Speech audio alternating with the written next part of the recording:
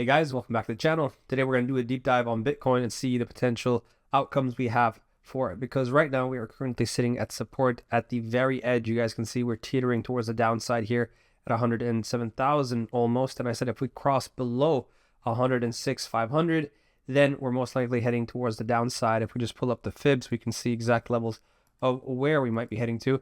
And over here you can see that obviously this support comes up with the 382.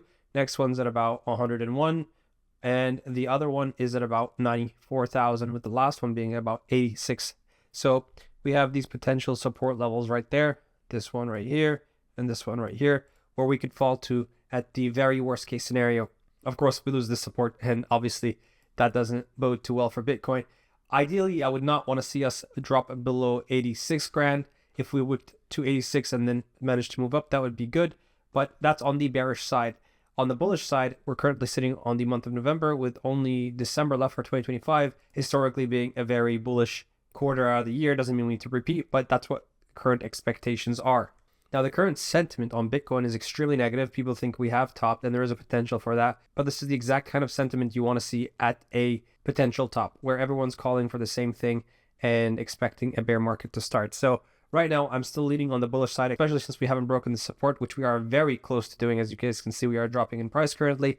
However, until we break that decisively, I'm not going to worry too much about whether this is a bear market or not. I can risk losing a few percentage points to the downside to try to get more out of this run towards the upside. 140 grand, 160 grand, that would be nice to see.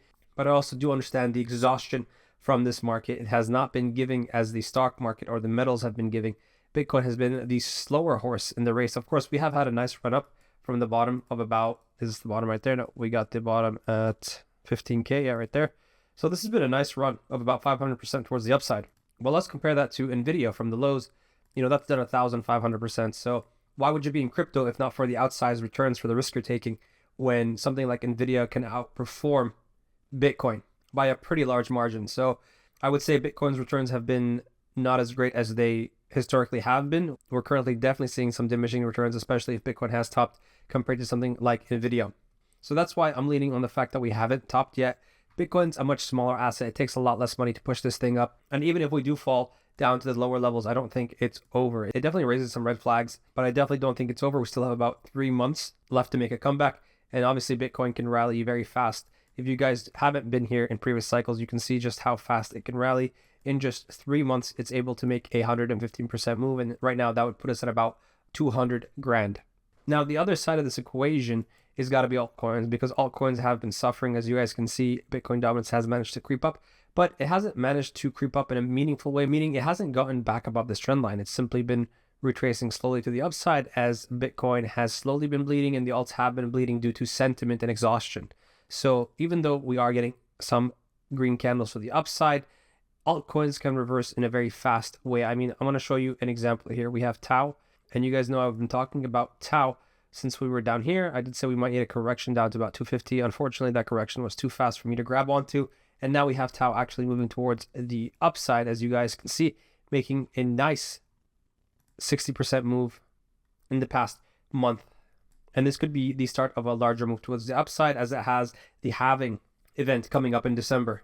So price action can change within a month, and then sentiment will follow. So just because prices look really bad right now, and also it doesn't take much to change that. I mean, you look at virtuals made a 100% move in a matter of 2 weeks. And in the time it took to make this down move, which is about 3 months, it erased it in 2 weeks. So what I'm saying is alts can look really bad until they don't. The question that usually comes up is, who's going to buy alts in this environment? Well, it's not in this environment where I expect people to bid on alts, and it's in the FOMO environment where they see the green candles come and then they will bid. They will not bid at low prices because that doesn't work for the average investor. Instead, the average investors want some action, want some dopamine, they want some emotion to be felt when they're trading. So that's why I think the alts can easily make a comeback, even though they don't look great right now, which they honestly don't look that great. They've been burned and burned and burned again, and they don't look great. But just as we've seen virtuals and Tau come out of the pits, I do think a lot of alts can come out of the pits as well. We also have BAT making a move towards the upside. Doesn't look too bad on the 3-day, does it? Aster managed to make a move off of a tweet.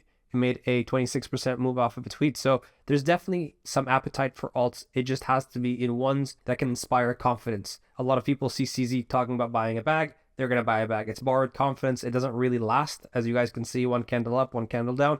But my point is, even though alts don't have a bid right now, that can change so long as Bitcoin continues to go up. If Bitcoin starts to go to the downside, then obviously alts are not going to catch a bid because they are an extension of Bitcoin. And once Bitcoin caps out in price, that appetite for gains will be transferred onto the alts. So the point of this video, guys, was to give you a little bit of hope here. Obviously, we have to stay grounded as well. If we begin to breach key levels on Bitcoin, then obviously we should change our stance. Right now, Bitcoin is still above 106 grand, just barely, but it's holding and sentiment is low. And the key thing to watch here is USDT. You guys can see USDT is in a downtrend here, and it finally tapped the upper bound of this downtrend. And what you can see happens every time it taps the upper bound is we move down. We tap it here. We didn't even tap it here, but we move down. We tap it here. We move down. We tap it here. What do you think happens next? And every time this moves to the downside, alts pump, because this is a measure of how much capital is tied in stable coins. And every time it moves down, it means capital is being deployed. So right now we're about to touch this upper trend line. So just a little bit downside left. I think we move towards the downside, alts pump. On the flip side, the bear side, you guys can see an inverse head and shoulders right there. And that's a reversal to go up. But that currently doesn't align unless we're entering a bear market. So that's on the table as well. So keep an eye on USDT dominance. But I just wanted to share my perspective on the alts and Bitcoin. And hopefully in the coming weeks and months, alts do pump towards the upside as well as Bitcoin. So we'll just have to wait and see what happens there. But for now, guys, I'm holding tight, seeing what happens. And I'm not going to panic too much on these levels. Let's just see where Bitcoin ends up going in the near future.